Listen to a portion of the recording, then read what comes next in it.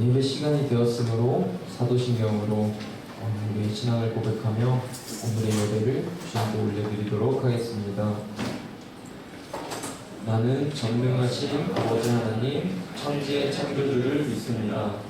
나는 그의 유일하신 아들 우리 주 예수 그리스도를 믿습니다. 그는 성령으로 잉태되어 동정녀 마리아에게서 나시고 본디오 빌라도에게 고난을 받아 십자가에 못 박혀 죽으시고 장사된 지 사흘 만에 죽은 자 가운데서 다시 살아나셨으며 하늘에 오르시어 전능하신 아버지 하나님 우편에 앉아 계시다가 거기로부터 살아있는 자와 죽은 자를 심판하러 오십니다. 나는 성령을 믿으며 거룩한 공교회와 성도의 교제와 죄를 용서받는 것과 몸의 부활과 영생을 믿습니다. 아멘.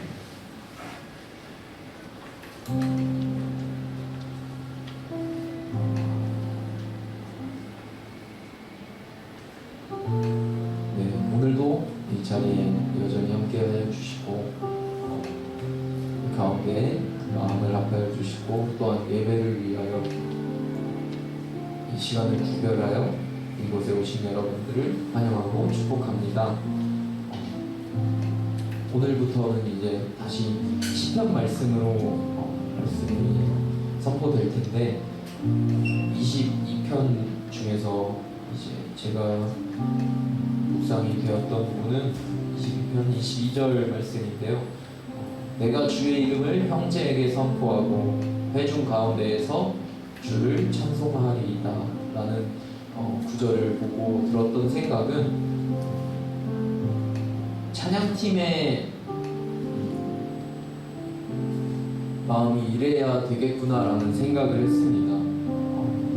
저는 이제 앞에 나와 있고 우리 이제 앞에서 연주하고 있는 그리고 또 같이 함께 찬양하고 있는 신임 지체분들하고 좀 나눴던 얘기지만 사실 저희의 능력과 저희의 어떠함을 바라본다면 저희 중 누구도 이 앞에 나올 수 없음을 여러분도 잘 알고 계실 거고 저희도 알고 있습니다. 그만큼 저희의 능력과 저희의 상황, 저희의 어떠함을 보는 것이 아닌 이 자리 앞에 나온 게 하나님의 계획하심이고 하나님의 보내심으로 가능했을 텐데 사실 저희도 그리고 저도 여러분들과 똑같은 일주일을 살아가고 있습니다. 저라고 특별한 것이 아니고 저라고 시험 당하지 않는 건 아니고 오히려 저는 요즘에 더 큰 시험과 더 큰 환난 가운데 살고 있습니다. 너무 정신이 없고 너무 스트레스를 많이 받아서 사실 잠도 조금 잘 안 오고 잘 못 자고 새벽에 깨고 계속 이러고 있거든요. 근데 이제 22절의 말씀을 봤을 때 그럼에도 형제들 가운데서 그 하나님의 이름을 선포해야 하고 회중 가운데서 주를 찬송해야 하는구나 라는 생각이 들었습니다. 저희의 고백이 됐으면 좋겠고 또 이것이 여러분들의 고백이 됐으면 좋겠습니다. 저희가 이제 자리에서는 이렇게 구별됨이 있을 수 있겠지만 우리의 마음으로서 우리가 세상에 살아갈 때에 억눌리고 힘든 마음 가지고 있으실 텐데 그럴 때 우리가 그 주변에 있는 사람들에게 주님의 이름을 선포하고 그리고 그 사람들 가운데서 주님의 이름을 찬송할 수 있었으면 좋겠습니다. 그것이 우리의 신앙인으로서의 정체성이라고 생각을 했고 또한 저희 신인 찬양팀에게는 팀으로서의 정체성이라고 생각을 했습니다. 또 저에게는 팀을 이끌어가고 이 상황 가운데에서 팀장의 역할을 수행해 나갈 때 가장 필요한 마음이겠구나 라는 생각을 했습니다. 어떠한 상황 가운데에서도 주님을 찬양하길 원하고 억눌린 상황 가운데서 더욱더 주님을 바라볼 수 있으면 좋겠습니다. 함께 찬양하며 나갔으면 좋겠습니다.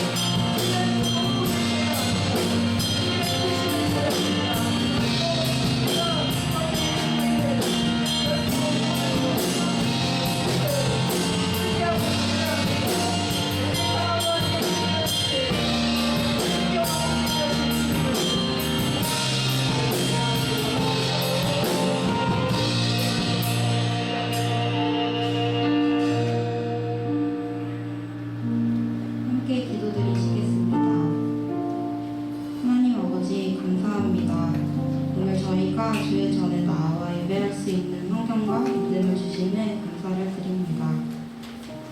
먼저 지난 한 주간 세상 속에서 주의 말씀을 따라 살지 못했던 저희 죄를 회개하며 나아갑니다. 허망한 것을 쫓으며 소망 없이 살아갈 수도 있던 저희에게 찾아와 주시고 하나님의 자녀로 불러주심에 감사를 드립니다. 주님께서 주신 사명과 천국의 소망을 붙잡고 하나님 인도하심을 따라 나아가게 하시는 은혜 감사를 드립니다. 하나님, 회상문화교회 청년부 공동체를 만나게 해주셔서 감사합니다. 하나님을 그리고 서로를 더욱더 사랑하며 찬양과 감사가 넘치는 예배를 드리고 주님 안에 평성한 교제가 가득한 공동체가 되기를 원합니다. 이 시간 마음이 어려운 지체가 있다면 하나님께서 그 마음을 어루만져 주시고 큰 위로를 더하여 주시기 원합니다. 하나님께서 더 크고 선하신 계획으로 인도하실 것을 믿으며 나아가는 저희가 되기 원합니다. 성전 건축을 위해 기도합니다. 건축 기간 동안 교회를 건강하게 세울 수 있도록 저희가 함께 마음을 모아 기도하기 원합니다. 하나님께로 인도해 주세요.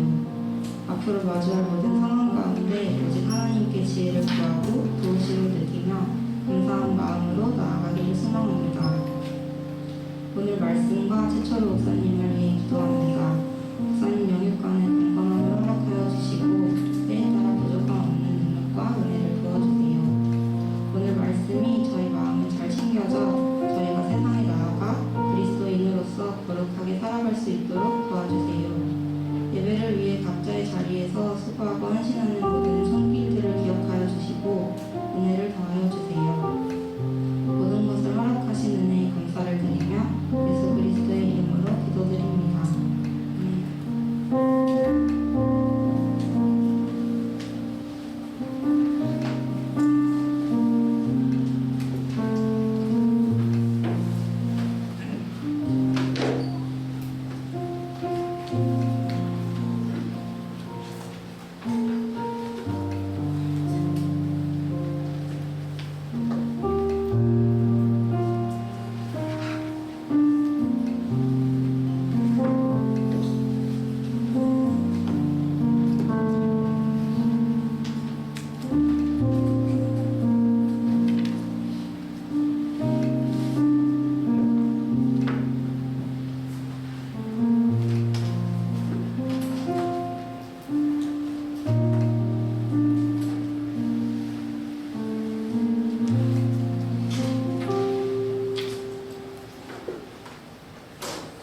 시편 22편 1절에서 31절입니다.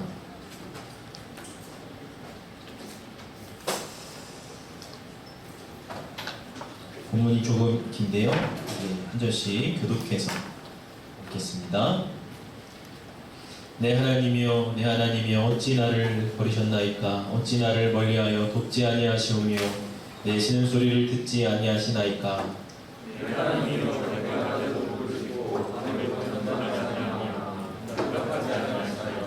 이스라엘의 찬송 중에 계시는 주여, 주는 거룩하시니이다.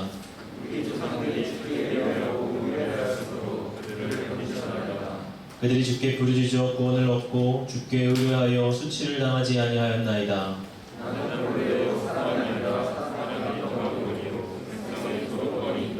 나를 보는 자는 다 나를 비웃으며 입술을 비죽거리고 머리를 흔들며 말하되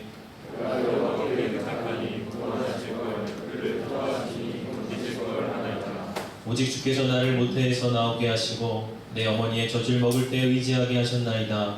내가 날때부터 주께 맡긴 바 되었고 모태에서 나올 때부터 주는 나의 하나님이 되셨나이다. 나를 멀리하지 마옵소서. 환난이 가까우나 도울 자 없나이다.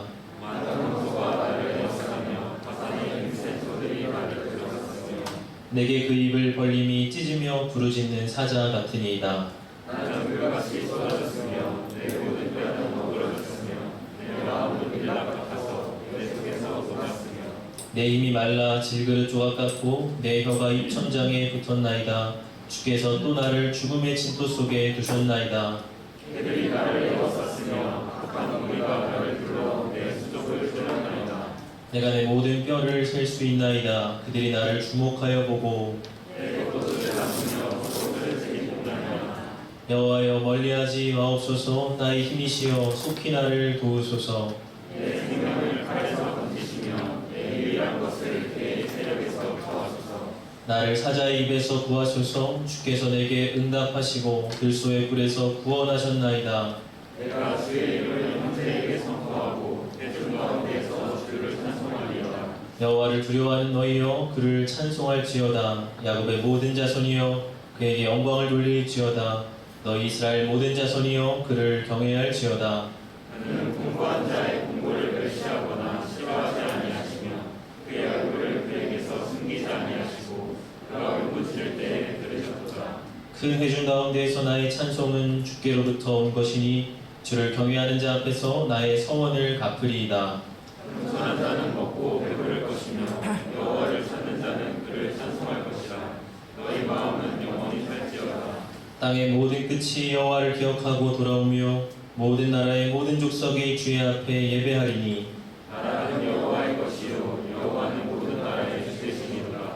세상의 모든 풍성한 자가 먹고 경배할 것이요 진토 속으로 내려가는 자 곧 자기 영혼을 살리지 못할 자도 다 그 앞에 절하리로다. 손이 그를 섬길 것이요 대대의 주를 전할 것이며. 이렇게 있습니다.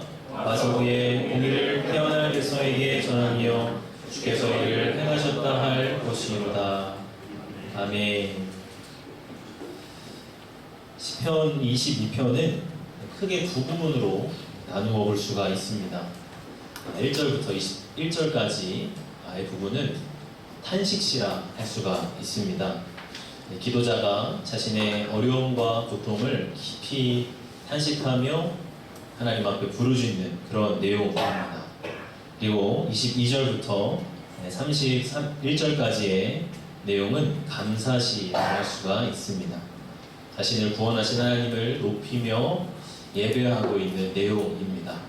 이 시편 22편은 전반부와 후반부의 이 분위기가 완전히 대비가 되고 상반이 됩니다. 전혀 어울리지 않는, 한편으로는 고통이 있는데 뒷부분으로 갔을 때는 축제와 기쁨이 전혀 어울리지 않는 이 두 분위기의 내용이 함께 묶여 있는 것이 시편 22편입니다. 오늘 시편의 이 표제어를 보면요, 다윗의 시 인도자를 따라 아일레 샤엘에 맞춘 노래 이렇게 되어 있는데요. 그래서 아일레 샤엘이란 말은 사슴의 목조에라고 하는 뜻입니다. 아마도 사슴처럼 이 구슬픈 가락에 이 시를 노래하십시오. 그런 이제 표시일 것입니다. 또 다윗의 시라 이렇게 되어 있는데요. 다윗이 구체적으로 어떤 상황 속에서 이 노래를 지었는가 하는 것을 정확히 알 수는 없습니다. 다만 다윗이 사울에게 쫓기고 13년의 광야 도피 생활을 하게 되죠. 그것에서 자신을 죽이려는 수많은 위협에 늘 노출되어 살아갔습니다. 아마도 그런 죽음의 고통, 목전의 죽음을 마주하는 그런 상황에서 지은 노래가 아닐까, 그렇게 이제 추측을 할 수가 있습니다. 우리가 오늘 본문을 보면서 고통 가운데 있는 우리가 어떻게 기쁨과 또 회복으로 나아갈 수 있는가에 대해서 같이 한번 생각해 보기를 원합니다. 오늘 이 시편 이 전반부를 보면요, 이 다윗의 이 고통이 절절하게 묻어나는 것을 볼 수가 있어요. 다윗은 지금 자기의 상황을 짐승에게 둘러싸인 상황으로 묘사를 하고 있습니다. 12절을 보면요, 많은 황소가 나를 에워싸며 바산에 힘센 소들이 나를 둘러쌌으며, 13절에 내게 그 입을 벌림이 찢으며 부르짖는 사자 같으니이다. 16절을 보면 개들이 나를 에워쌌으며 악한 무리가 나를 둘러 내 수족을 찔렀나이다. 20절을 보면 내 생명을 칼에서 건지시며 내 유일한 것을 개의 세력에서 구하소서. 나를 사자의 입에서 구하소서. 주께서 내게 응답하시고 들소의 뿔에서 구원하셨나이다. 여러분, 짐승의 세계는 약육강식의 세계죠. 강한 것이 약한 것을 집어삼키는 것이 이 짐승의 특징입니다. 이 짐승은 포악함과 잔인함의 상징입니다. 약한 것이 이 강한 것 앞에서 아무리 이렇게 살려달라고 부르짖어도 동물의 세계에서는 자비가 있을 수가 없지요. 사자가 어린 노루를 잡아갔을 때 얼마나 불쌍합니까? 울부짖고 처절하게 막 발버둥을 치고 하는 것을 우리가 다큐멘터리에서 보게 되는데 우리는 연민을 느껴요. 그러나 사자는 눈 하나 깜빡하지 않죠. 그냥 자기의 식사거리에 불과한 것입니다. 그러니까 약육강식이요, 냉정하고 잔인한 것이 이 짐승의 세계죠. 다윗은 지금 자기가 놓인 상황을 거기에 묘사하고 있습니다.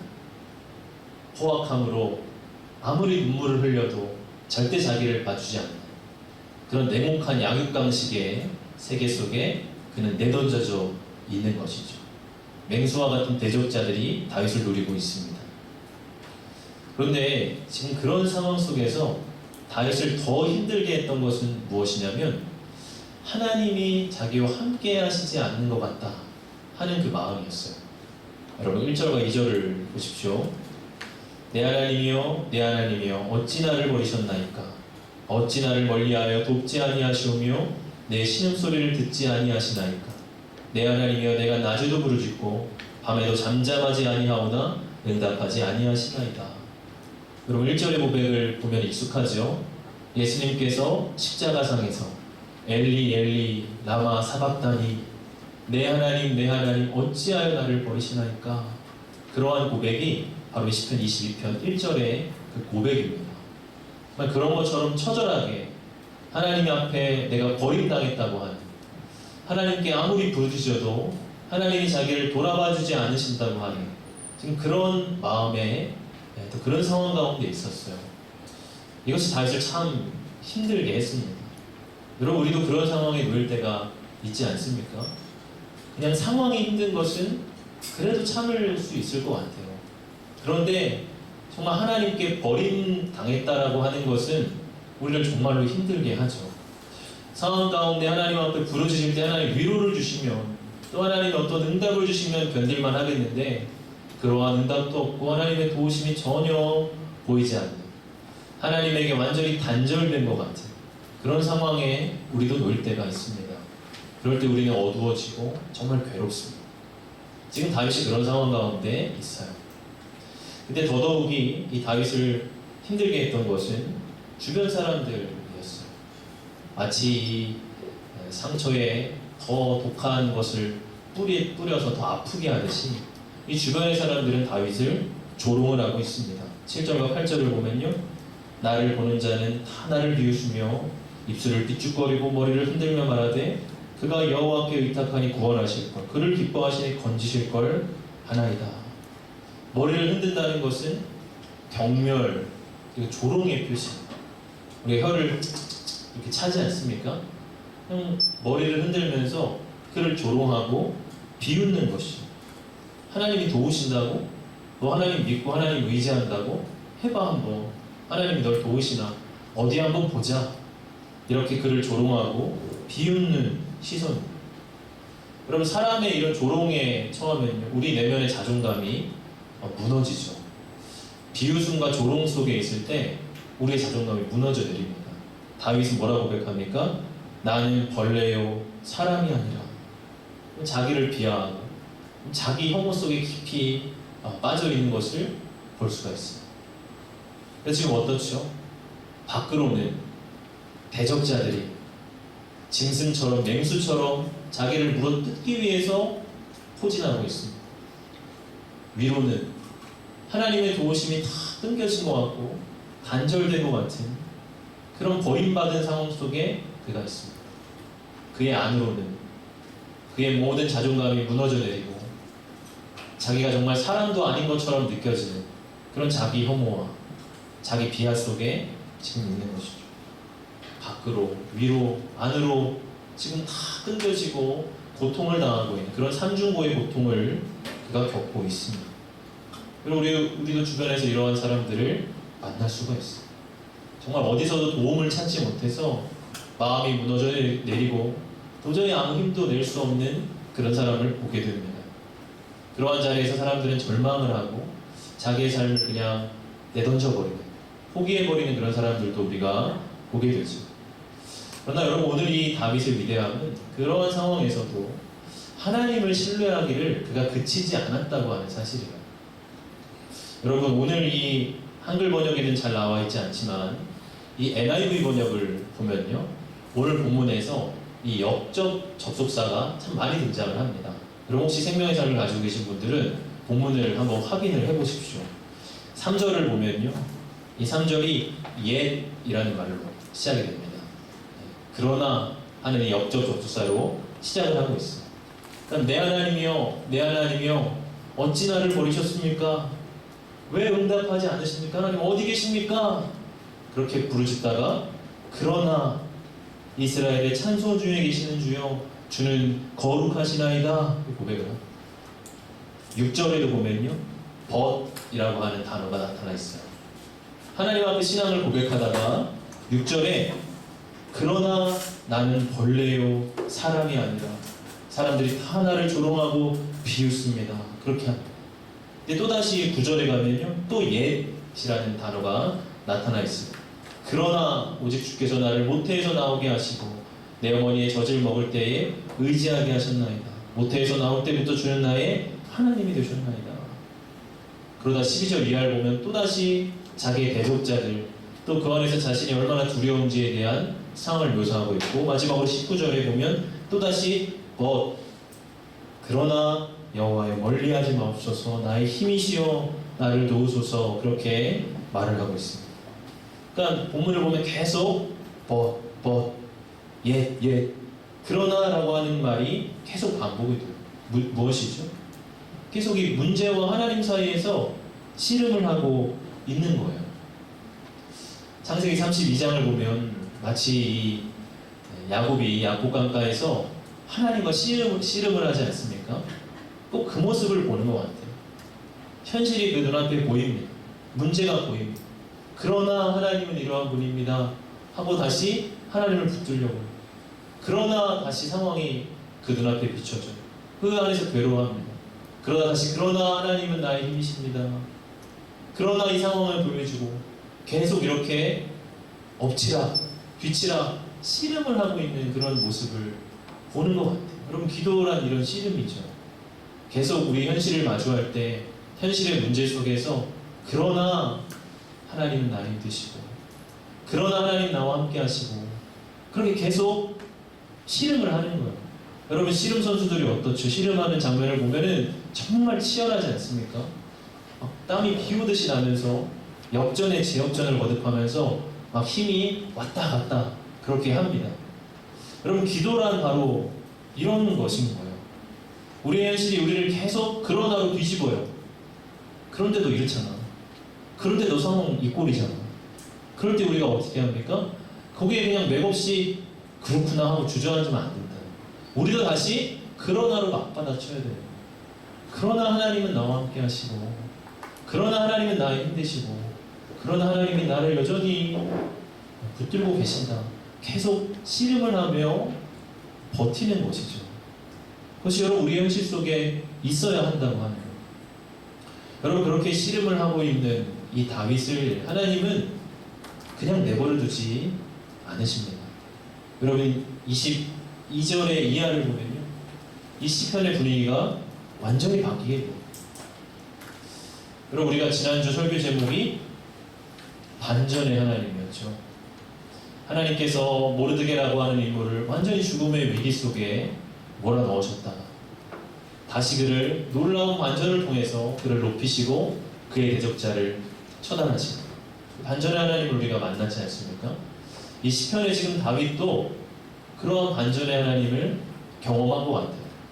이 21절과 22절 사이에 도대체 어떤 일이 있었는가는 본문에는 나와 있지 않습니다. 그러나 분명한 건 그의 삶 속에 반전의 하나님이 역사하시고 정말 죽을 가운데 있는 다윗을 건져주시고 살려주신 것을 우리는 알 수가 있죠. 그러니까 여러분, 우리가 씨름하고요, 우리가 버티면 하나님이 반전을 일으키세요. 우리가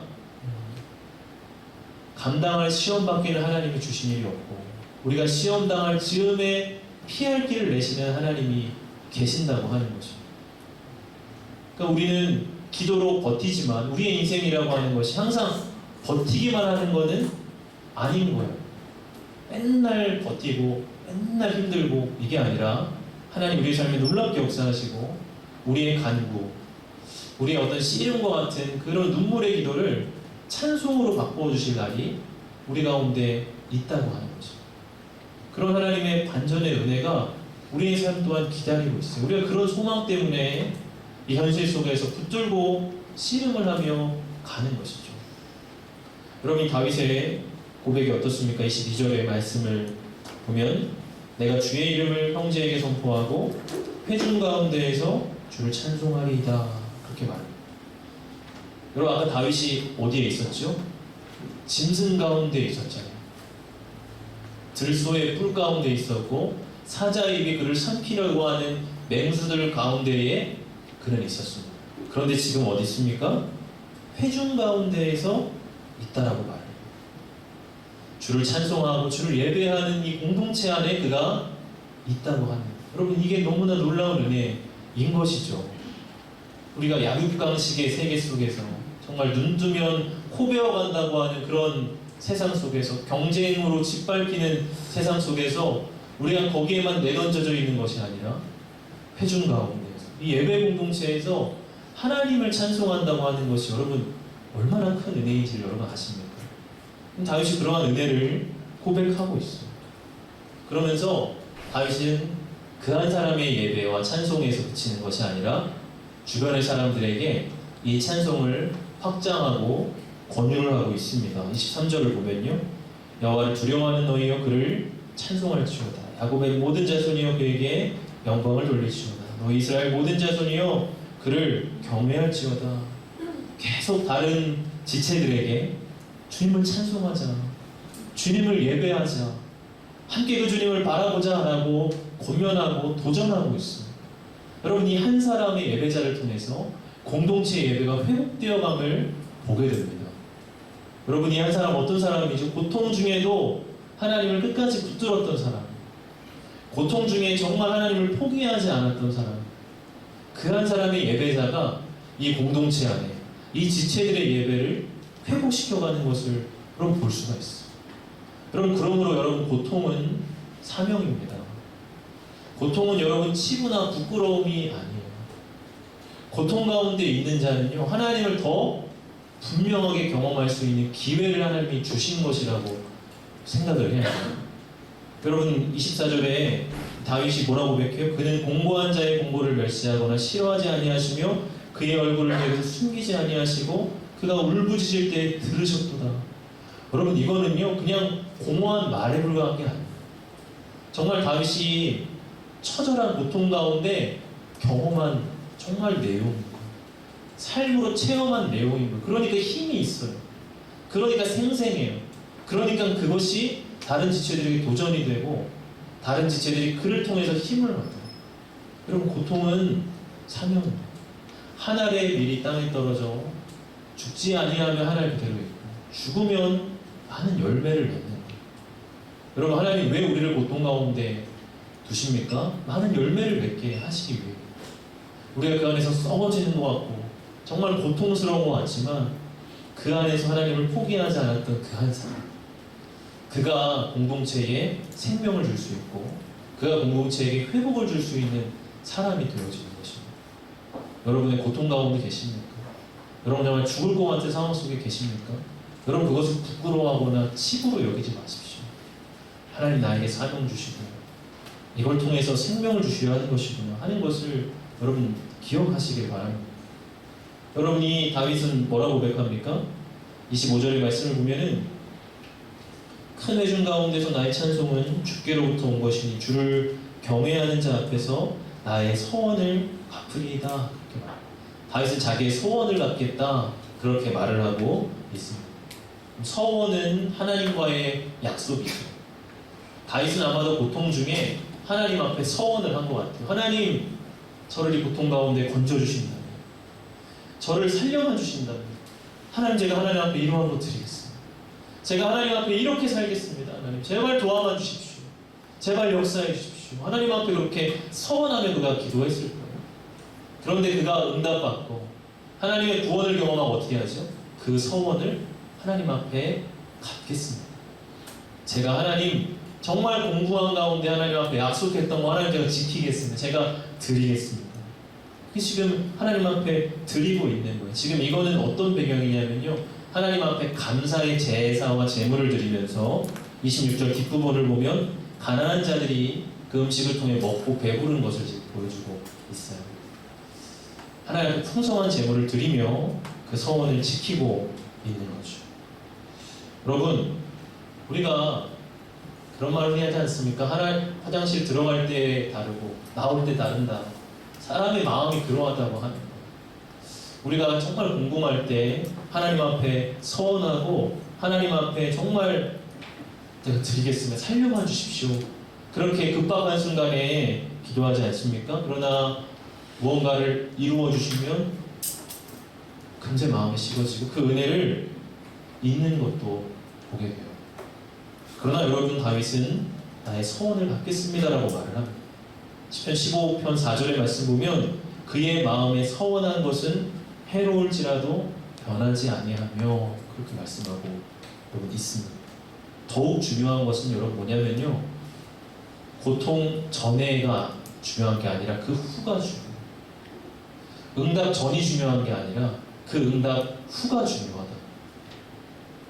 응답 전에는 너무나 간절하게 하나님 말하고 자기가 정말 필요한 문제 앞에서는 정말 하나님 붙들었다가 그걸 지나고 나서 하나님 예배하기를 소홀히 하고 하나님 앞에 정말 찬송으로 영광 드리는 것을 소홀히 하는 그런 모습은 비록 우리는 피해야 됩니다. 응답 후가 중요합니다. 그 하나님 앞에 어떻게 찬송하고 예배하느냐가 중요합니다. 그냥 내 문제 해결됐다고 해서 끝이 아니라 그때부터가 사실은 시작인 것이에요. 다윗은 이렇게 하나님 앞에 예배하고 찬송하며 그의 비전이, 그의 시선이 열리는 경험을 하게 됩니다. 27절과 28절을 보십시오. 땅의 모든 끝이 여호와를 기억하고 돌아오며 모든 나라의 모든 족속이 주의 앞에 예배하리니 나라는 여호와의 것이요 여호와는 모든 나라의 주제이시니로다. 여러분, 다윗의 시각이, 이 비전이 점점 넓어지는 것을 여러분 보십시오. 22절에는 형제, 그 다음에 회중, 그리고 25절에는 큰 회중, 그러다가 27절과 28절에는 모든 나라와 모든 족속, 땅 끝까지 이르게 되고요. 또 30절까지 가면은 이 공간을 넘어서서 시간으로 흐르는 것을 보게 됩니다. 후손이 그를 섬길 것이고 대대에 주를 전할 것이며 그의 비전이 하나님 나라를 향한 소망으로 열려지는 것입니다. 개인의 고통에서 출발을 했어요. 개인의 고통 가운데 하나님을 붙잡았어요. 그러나 그 고통이 해결되고 끝난 것이 아니라 그 개인의 고통을 넘어서서 하나님 나라를 향한 소망으로 바뀌어졌다고 하는 것입니다. 여러분, 이것이 우리의 방향성이 되어야 되는 거예요. 우리가 개인의 고통 중에 있을 때 우리가 하나님 앞에 부르짖고 하나님 우리 가운데 역사하십니다. 근데 우리가 시선이 개인에만 머물면요, 그리고 끝이에요. 근데 하나님 우리를 그러라고 부르시지 않았습니다. 하나님 나라를 향한 소망으로 우리를 부르셨습니다. 여전히 여러분 이 땅에 죽어가는 자들이 얼마나 많습니까? 여전히 이 땅 가운데 하나님이 없어서 부르짖는 자들이 얼마나 많습니까? 다윗이 지금 그러한 자들을 바라보며 하나님 나라를 소망하고 있는 것입니다. 우리가 지난주에도 선교주일 예배를 드리면서 모로코 예배를 드리지 않았습니까? 그러면서 제가 여러분들에게 도전을 했어요. 한 번도 안 가본 나라, 우리에게 너무나 낯선 나라지만 왜 우리가 이런 선교주의를 지킬까? 땅끝을 바라보고 하나님 나라를 바라보는 것이 우리의 방향성이고 우리의 비전이 그렇게 열려가야 된다고 말씀을 드렸습니다. 바로 그 방향성을 보여주고 있는 것입니다. 여러분, 저는 오늘 이 시편을 보면서 오늘 이 내용이 예수님 안에서 그대로 성취되는 것을 보게 됩니다. 여러분, 사실 이 시편 22편은 우리 예수님을 예언하고 예수님을 바라보는 그런 시편이라는 거 여러분 아십니까? 이 복음서의 내용에서 구약 성경을 인용하는 본문이 13개의 본문이 나타납니다. 근데 그 중에 9개의 본문이 시편에서 나타나고요. 또 그 9개 중에 5개의 인용 본문이 이 시편 22편에서 나타나요. 우리가 앞에서도 봤듯이 하나님 어찌하여 나를 버리셨나이까. 예수님이 그렇게 고백을 하십니다. 그리고 사람들이 머리를 흔들며 예수님을 바라보고 조롱하고 하는 내용도 인용이 되고, 악인들이 옷을 제비 뽑아 나누어 가지는 그러한 말씀도 인용이 되고, 그런 예수님을 바라보고 예언하고 있는 그런 시편이에요. 여러분, 이 시편의 사실은 고통은 그 예수님의 고통을 바라보고 있습니다. 예수님 왜 고통당하셨습니까? 우리의 고통 중에 함께 하시기 위해서 고통당하신 것이죠. 우리가 고통의 깊은 심연 가운데 있을지라도 여전히 예수님이 그 자리에 있으심을 우리에게 보이시기 위해 그 고통, 최악의 고통까지 예수님 내려가셨어요. 그러니까 이 시편 22편의 이 고통은 예수님 안에서 완전하게 성취가 됩니다. 그런데 예수님의 이 고통이 고통으로만 끝나지 않고요, 이 22절 하반절이 드러나듯이 부활의 기쁨으로 연결되어집니다. 예수님의 죽음으로 끝난 것이 아니라 십자가가 부활로 연결됩니다. 이 시편 22편의 중요한 건 그 방향성. 십자가가 부활로 나아가듯이 너무나 고통 중에 있었던 이 고통이 기쁨과 환희로 이렇게 연결이 되어갑니다. 지금 이것이 예수님 안에서 이루어지고 성취된 것입니다. 더 나아가서 온 백성이, 온 나라가 하나님 앞에 예배할 그날이 그리스도 안에서 성취되고 있고 성취될 것입니다. 이 예수님의 십자가와 부활이 이 시편 22편의 이 방향성. 여러분, 우리는 이 방향 속에서 사는 사람들입니다. 고통이 십자가로 끝나는 것이 아니라 부활로 연결되어지는 삶을 우리는 살아가요. 창세기 여러분 1장을 보면요, 저녁이 되고 아침이 되니 이는 첫째 날이라 그렇게 말을 합니다. 여러분, 성경의 방향성은요, 아침에서 저녁으로 되는 게 아니라 저녁에서 아침이 되는 것이죠. 어둠에서 빛으로 되어지는 것입니다. 예수님이 그것을 십자가와 부활로서 우리 가운데 성취하셨어요. 우리 안에 이루셨어요. 그러면 그리스도 안에 있는 우리들도요, 십자가의 죽음 가운데 있는 것 같지만 부활의 기쁨으로 우리는 나아가게 됩니다. 여러분, 이 십자가와 부활을 붙들고 사는 우리는 어떠한 태도로 살아가야 할까? 저는 오늘 본문에서 딱 한 가지만 묵상을 하고 싶은데, 26절의 말씀 하반절을 보면 그를 찬송할 것이라 너희 마음은 영원히 살지어다 하는 것입니다. 여러분, 우리가 하나님을 찬송해야 됩니다. 예수님을 찬송해야 됩니다. 그럴 때 우리의 마음이 영원히 살게 됩니다. 여러분, 삶 가운데 하나님을 찬양하고 하나님을 예배하는 기쁨을 회복하시기를 바랍니다. 우리 아까 전에도 예배 때에 심히 뜨겁게 하나님을 찬양했는데, 우리가 이 자리에 나왔을 때 하나님을 높여드리고 하나님을 찬양하세요. 기도할 때에도 여러분 간구하고 하나님 앞에 도와주십시오, 살려주십시오 하는 간구도 여러분 중요하지만 하나님을 찬송하는 것이 더 중요합니다. 찬송할 때 역사가 일어납니다. 간구는 내 상황에 초점이 맞춰진 것이고요, 찬송은 하나님의 성품과 사역에 초점이 맞춰진 거예요. 그 하나님을 주목하면서 하나님을 찬송하세요. 그 하나님을 선포하세요. 그러면 내 삶에 능력과 역사가 나타나게 됩니다. 역대하 20장을 보면요, 이 여호사밧 왕 때에 남유다가 아람과 전쟁을 하는 이야기가 기록이 돼요. 모압과 암몬과 아람이 다 합세해서 유다를 공격을 해옵니다. 그때 여호사밧 왕이 너무나 두려워서 엎드리며 금식하며 막 기도를 해요. 그때 하나님의 선지자인 야하시엘이라는 사람이 하나님의 응답을 그에게 주는데, 두려워하지 말라, 하나님이 너와 함께 하신다, 너희와 함께 하실 것이고 너희 승리할 것이다, 그러한 응답을 줍니다. 그러자 여호사밧이 거기에 힘을 얻고 다시 일어나요. 그리고 그가 제일 먼저 한 일은 무엇이냐면요, 찬양대를 조직을 합니다. 그리고 그 찬양대를 군대 앞에 세워요. 여러분, 역대하 20장 21절을 보면 백성과 더불어 의논하고 노래하는 자들을 택하여 거룩한 예복을 입히고 군대 앞에서 행진하며 여호와를 찬송하며 이르기를 여호와께 감사하세 그의 인자하심이 영원하다 하게 하였다. 여러분 이게 정말로 말이 안 되는 일이죠. 전쟁에서 가장 강하고 용맹한 군사들을 앞세워야 되는데 찬양대를 앞세워서 찬양을 하며 나아가게 하고 있는 거예요. 그러나 이 찬양이 울려 퍼지고 선포될 때 결국 이 남유다는 하나님 앞에서 승리를 거두게 됩니다. 이 골짜기의 이름을 이 전쟁의 승리 뒤에 짓는데 그 골짜기를 브라가 골짜기라는 이름으로 지어요.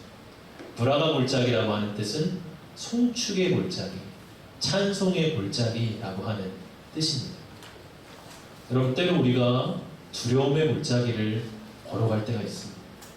죽음의 골짜기를 걸어갈 때도 여러분 있을 것입니다. 그런데 여러분 그 골짜기를 브라가 골짜기로 이름 붙이고 찬송하며 그 골짜기를 걸어가십시오. 나의 힘보다 하나님을 예배하고 찬송하는 일을 여러분 앞에 두십시오. 그렇게 하나님을 선포하며 나아갈 때에 하나님 우리를 승리케 하시고 우리를 세우시는 역사를 우리가 경험하게 될 것입니다. 우리가 찬송을 회복하면 우리의 마음도 살아나고 우리의 삶도 살아나게 됩니다. 사랑하는 모든 지체들 하나님 찬송하며 예배하며 나아가시는 귀한 청년이 되시기를 주의 이름으로 축복합니다.